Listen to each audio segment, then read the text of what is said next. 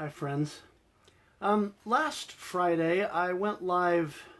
As you know, most of the time I go live on subjects dealing with the law or business. But last Friday, I went live and talked a little bit about marriage. And I want to talk today about another subject I know a little about.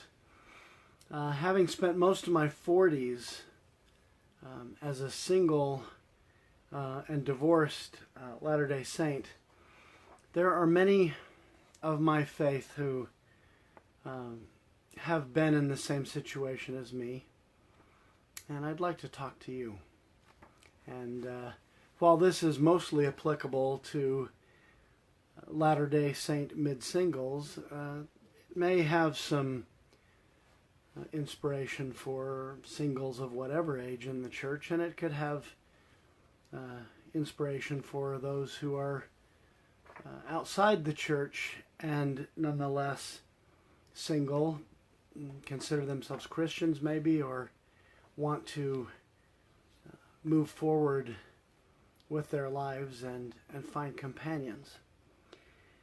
And one of the most common disappointments that I hear from mid-singles regarding dating and regarding being single at midlife is, gosh, I did everything right, quote unquote.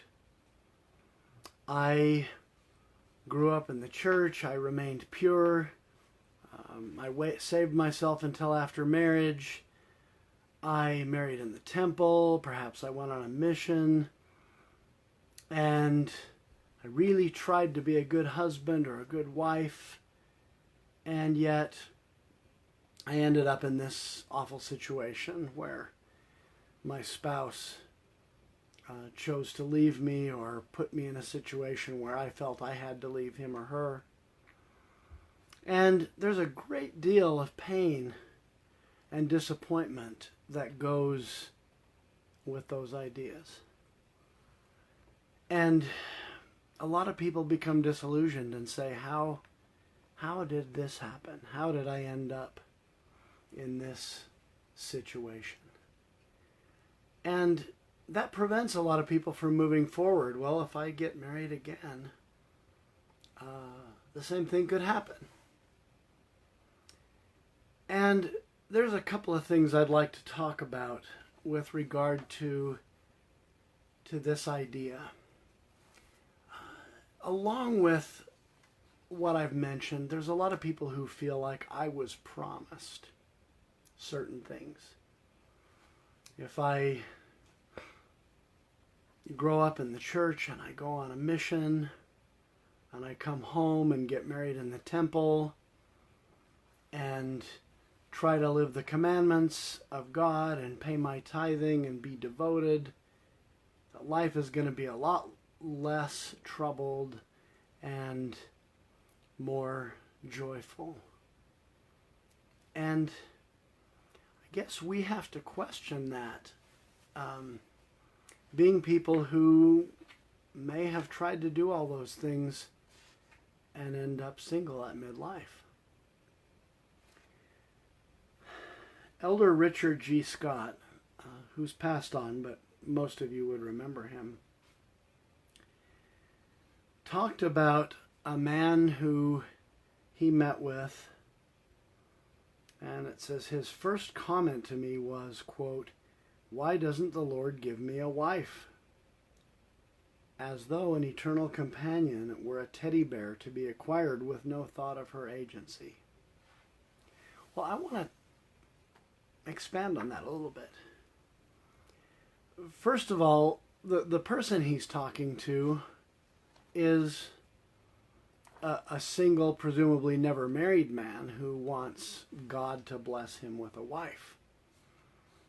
But Elder Scott makes it clear that an eternal companion is not just a teddy bear to be acquired with no thought of her choices and her agency. And those of us who have been divorced, many of us, know that agency isn't always pleasant. Because with that agency, someone can use their agency to hurt us. And we can't always help it. Despite our best efforts, someone may choose out. And I'll tell you an interesting statistic, and I'm borrowing this from Michelle Weiner Davis, but she talks about how they compared they did brain scans and compared the brains of people who had been recently divorced to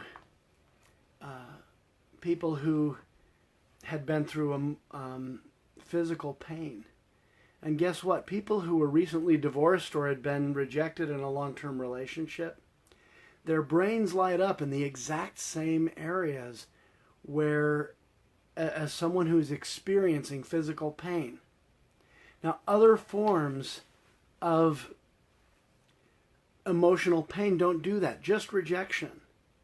Okay, depression doesn't light up those areas. Anxiety doesn't particularly light up those areas. You go through a whole host of emotions, and they don't. But those areas light up in your brain the same as if you were going through physical pain when you're rejected. Rejection hurts. It hurts physically. Okay, and anyone who has been abandoned, deserted, rejected in whatever way by a spouse understands how you wake up in the morning feeling like you've been kicked in the gut, and you think, what did I do in my life to deserve this? And if you've been where I've been, you know that feeling and that pain.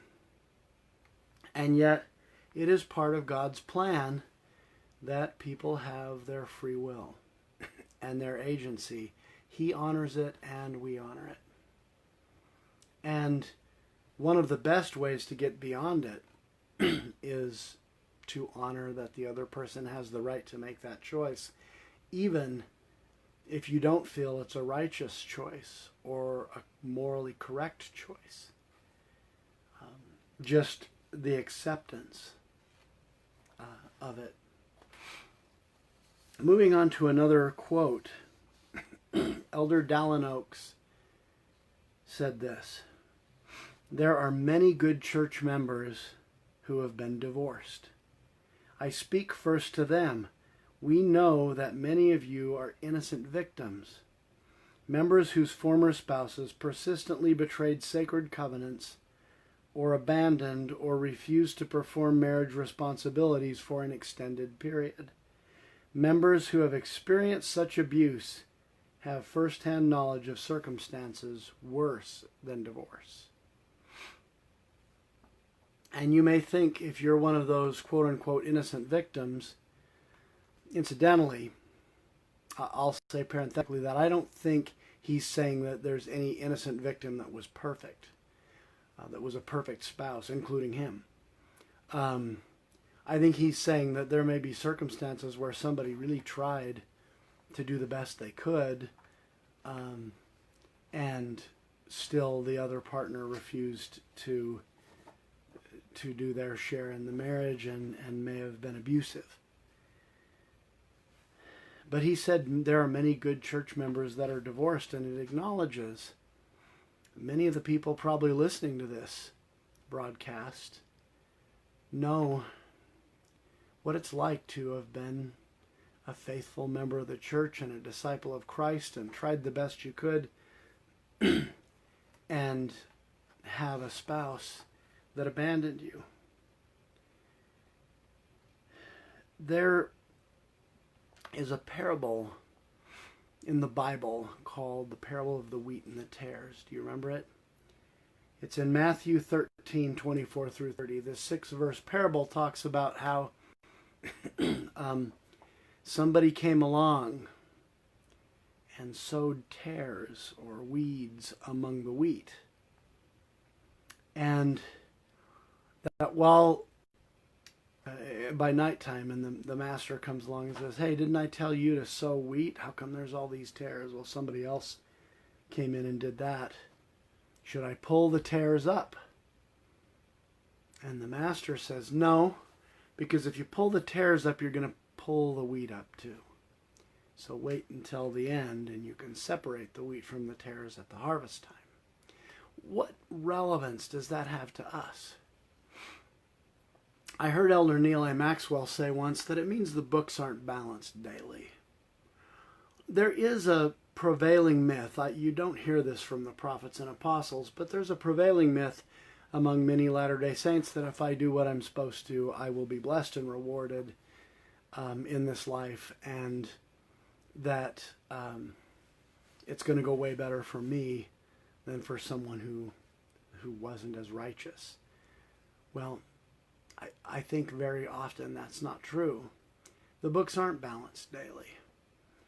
And you think about the scriptural statements in Matthew 5:45 that God sendeth rain on the evil and on the good and on the just and on the unjust.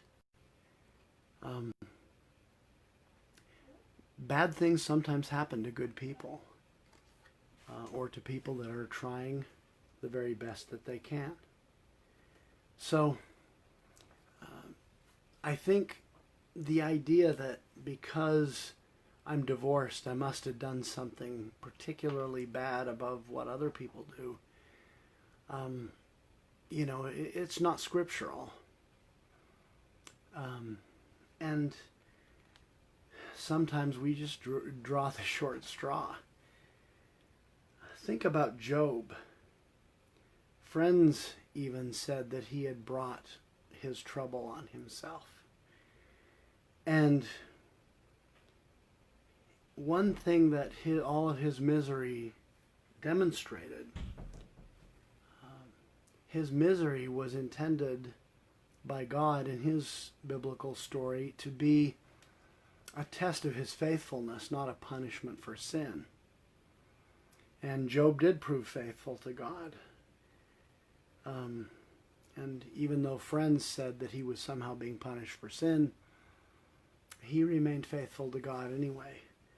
And he didn't get bitter about what had happened to him. He said, the Lord giveth, the Lord taketh away, blessed be the name of the Lord. And what ultimately happened was that Job received everything back that he had lost, double. And you find that in the last chapter of the book of Job. And I guess that's the thing that I want to try to impress upon your mind as during this little talk, is that many of us have suffered deep disappointments. We've been at times betrayed by the people that we thought would always love us. And that's deeply painful. And there's a point at which we are afraid to open our hearts again, because you're not going to find a guarantee in the scriptures anywhere that the same thing won't happen. And so what does it take? What does it take to open your heart and take another chance on life? Well, I think part of it is accepting the fact that there aren't any guarantees. That, you weren't promised the things that many people say they're promised. That if I grew up and tried to live the gospel and stayed active in the church and went on a mission and married in the temple and, tried to live faithful to my spouse and all that my family would stay together and be eternal. We weren't promised that. what we're promised is that God won't deny us any blessing that that we don't receive because of no fault of our own. And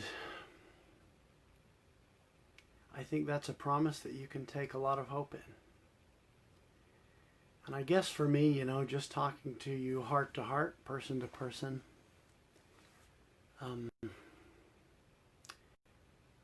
there aren't guarantees in life. There are ways to choose better. And Kathy and I know that given that we're both divorcees and certain other factors, that statistically our chances of remaining free from divorce are about 25%. It's about 74% of the people in our situation divorce. So how do we beat the odds? Well, the thing that we feel peace about is that we think being intentional and being intentional together can overcome the natural tendencies and the effect of past disappointments. And on top of all that, there's a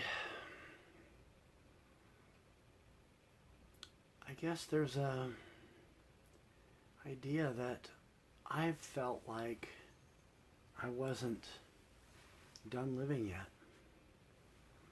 And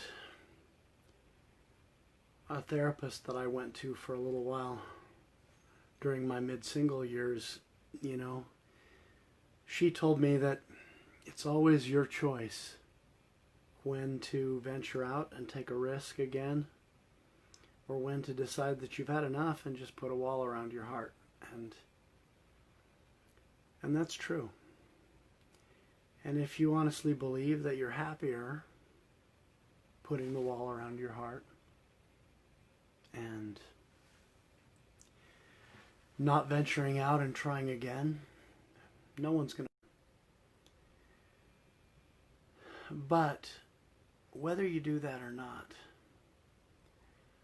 I hope the reason isn't because you're still in pain from past disappointments, or feel shortchanged because you believe promises made to you by seminary teachers in the past on behalf of God weren't really honored, because the parable of the wheat and the tares and the Sermon on the Mount and all kinds of scriptural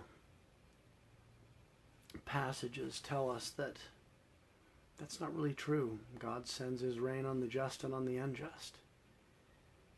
And being righteous to the extent that you can is not a guarantee that life is going to be easy.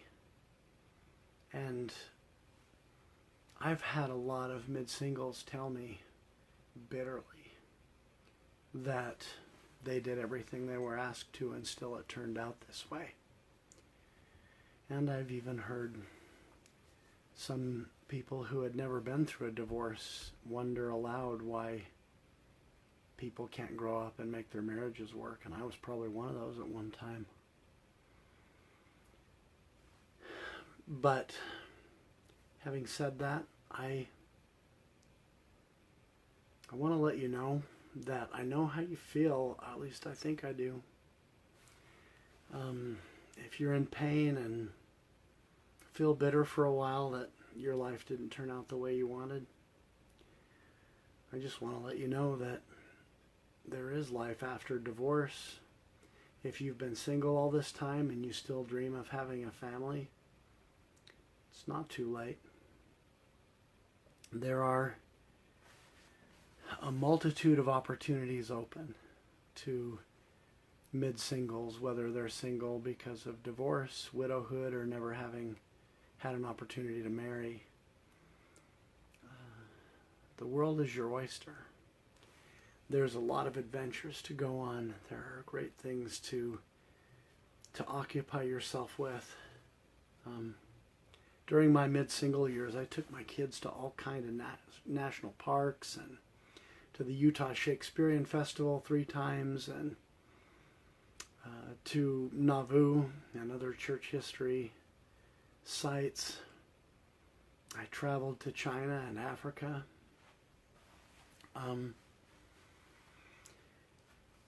And I think in a lot of ways had a very full life as a mid-single person, and had great relationships with women that I dated, and dated some really outstanding people that enriched my life, and I'm grateful for all of them. You know, it didn't work out with all of them, and that's okay. I appreciate each of them for what they added to my life. And I think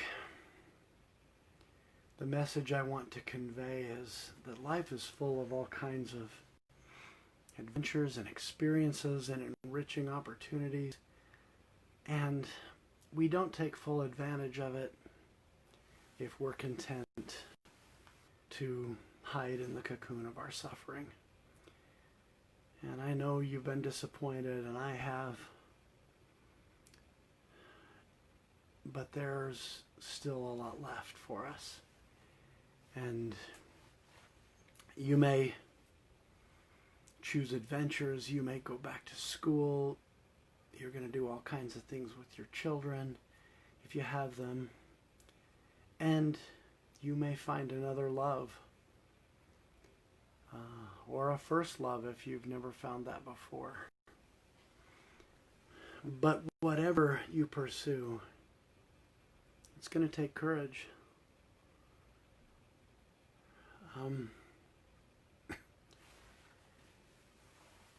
To live in a wholehearted way requires courage. There's no two ways about it. Living the fullest life you can and receiving the love that's available to you doesn't come without being vulnerable. And vulnerability is hard when you've been brokenhearted and disappointed. I know it as well as anyone. But I also want to promise you that living in a wholehearted and vulnerable way, living in a courageous way, it opens your heart and your life to a lot more joy. And so I hope that this gives you a few things to think about. And whether you choose to begin dating or not, whether you choose to, whether you choose to move on with other things, I hope that you move toward and make an affirmative decision to move toward living in a wholehearted way, and not, fear is always going to be along for the ride, but it shouldn't be in the driver's seat. So think about it, and I wish you luck. You're in my heart, and I hope things go better in the future. We'll talk to you again soon.